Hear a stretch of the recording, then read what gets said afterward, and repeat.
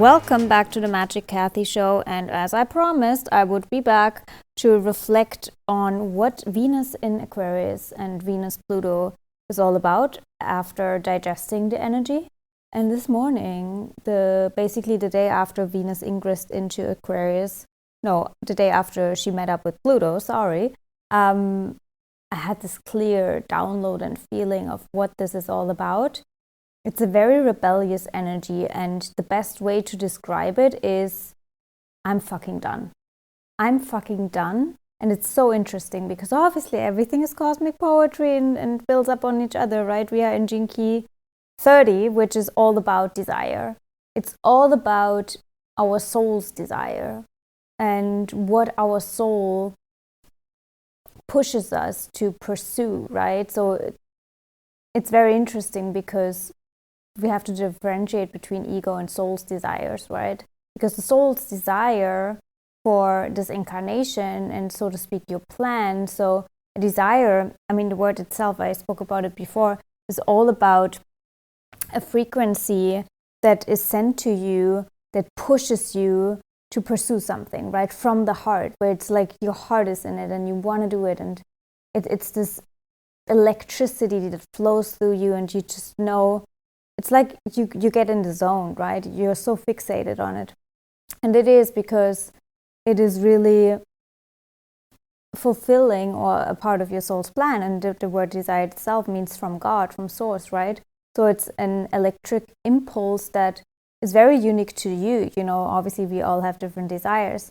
And so why am I saying this? I'm saying this because I've been reflecting on the world and the collective, and I was like, wow, this is all just such a mirror right now. What I'm going through, a friend is going through the same thing, and I feel like it's all just a metaphor for what's going on the bigger scale in the collective, which is that we've all been conditioned and lived to pause our desires, right? Our soul's true intentions for creating anything, right? The feminine.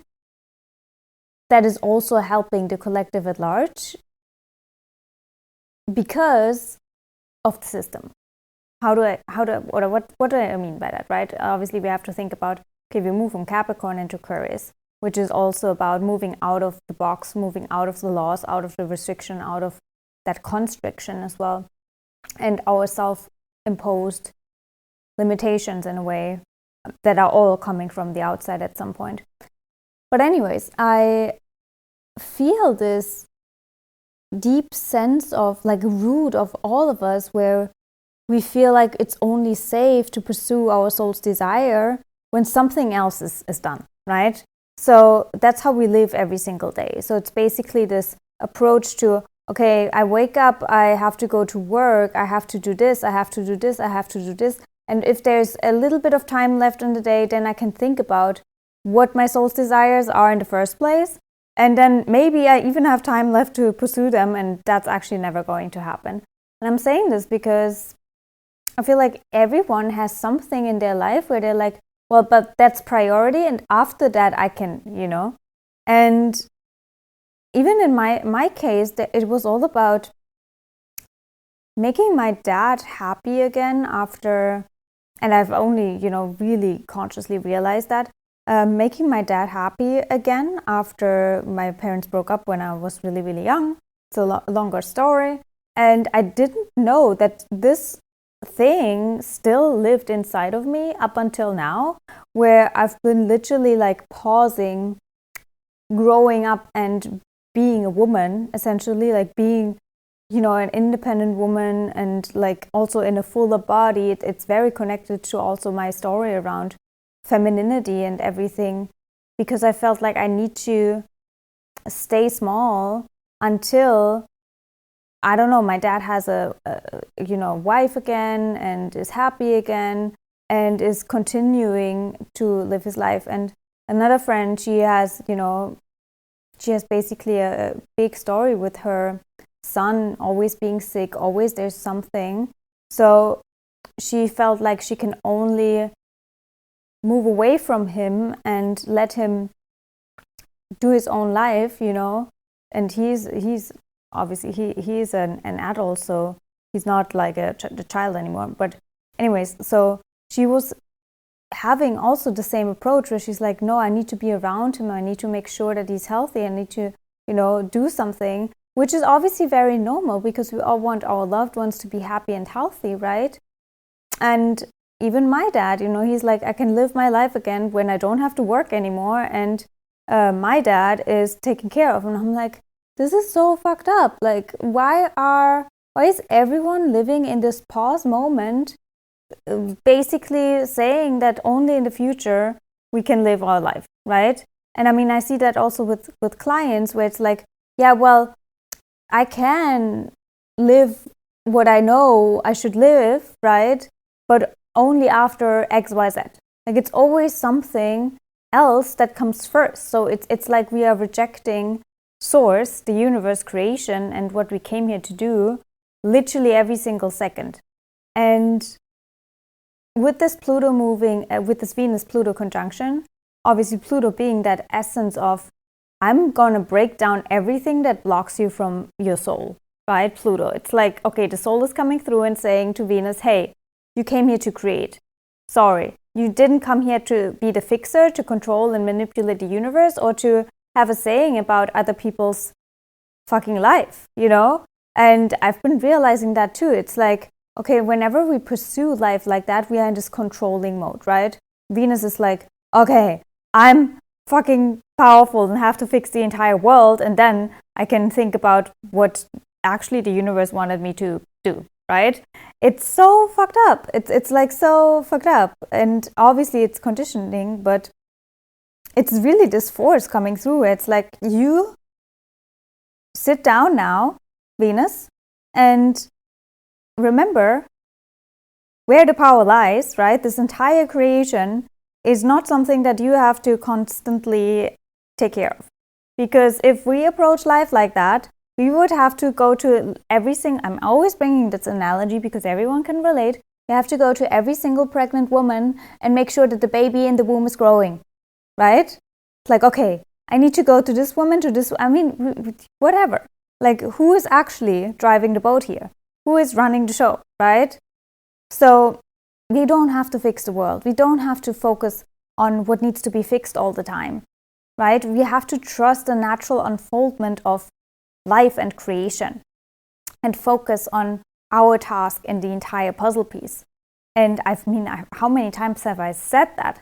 It's like, yes, our mind doesn't want to believe that the order and the harmony would come when we are in harmony with our soul's intention, right? I always say that soul or the source split itself in many different parts. Why? Because we are all a cosmic team, Aquarius. We are all a team, and everyone in the team has a specific task.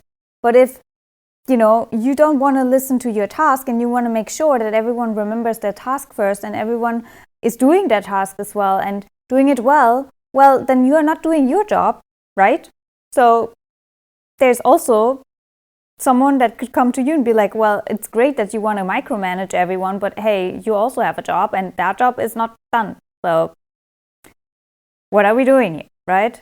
So I've really felt this energy of, okay, we can't pause on our soul's intention and desires anymore, because that's the biggest tragedy. That's the biggest problem we create for the entire collective. And it's very connected to North Node in Aries, right? And the North Node is making a conjunction with Chiron, probably when you listen to this episode. It's this, I'm sorry to say, but you have to do you. No people pleasing, no thinking like I need to, everyone else is first. No, you are first. Because we have to remember that we have this unique human vessel experience because we have a job here, right? There's a specific thing that we came here to transmute and to alchemize, which is also the theme of the gene key that we move into next week. And and we have to trust cosmic order and cosmic law and not constantly think that we are so powerful that we have to literally micromanage every single corner of the universe and of Earth. That's been really coming through, and obviously it's very connected to my own personal story. I'm like, fuck, like I can't do this anymore. I mean, at some point, I mean, I'm 31. At some point, I have to be the woman I came here to be. I can't wait. Like, it's waiting for what, you know? We could all die tomorrow. And at the end of the day, we have to realize the only moment is now. So, you know, that's a whole nother subject. But I would love to hear how you felt this powerful ingress of Venus into Aquarius. It's very, we have to detach from our own little drama in the microcosm and think about our bigger responsibility and ripple effect. You know, Saturn and Pisces, it's like responsibilities for being here on this earth plane, right?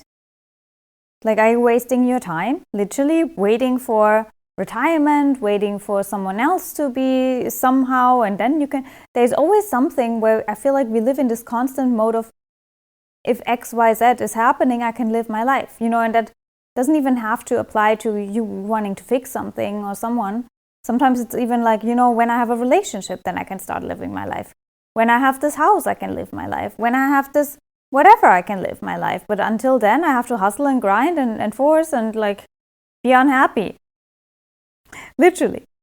And obviously the biggest effect here is, or the biggest mirror is that quote unquote matrix. It's like we focus so much on, okay, the world needs to be fixed and I need to feel safe in the world and I need to, you know, like I have the money or whatever. It's like the system, and I have to wait until I know what's going on here with the entire, you know, how the structures are changing. No, like we can't wait. Like literally, it's like that analogy of COVID it's the best example. Yeah, do you want to wait for 2 weeks until the curve is flattened, right? And then you can start living your life again. And we realize that, you know, 4 years later, you're still waiting for something. Like, no, like stop waiting, start fucking acting.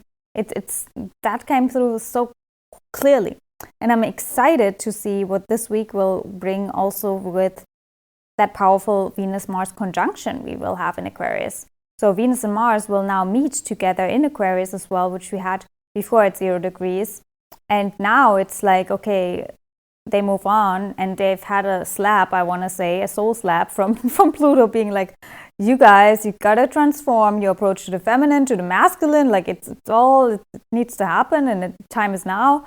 I've also felt this real, I mean, maybe you can feel it and hear it even in my voice and the urgency of this podcast. I was like, okay, I actually wanted to sit down and meditate, and there was some energy that came through. First, I sent a voice message to my friend, like, I need to get this off my chest. And I was like, fuck, this is podcast worthy. I need to record a podcast on it. Okay. So we follow the flow, you know, not like, but I have to do this first and I have to do this first. And maybe if I have time later, I can record the podcast. I'm like, no, the energy is now. Fucking goddamn sake, I have to sit down, you know? And so that's what I'm doing. But it also, over Friday and Saturday especially, I felt this like urgency in my entire system. I'm like, what is this? I feel like I'm running out of time.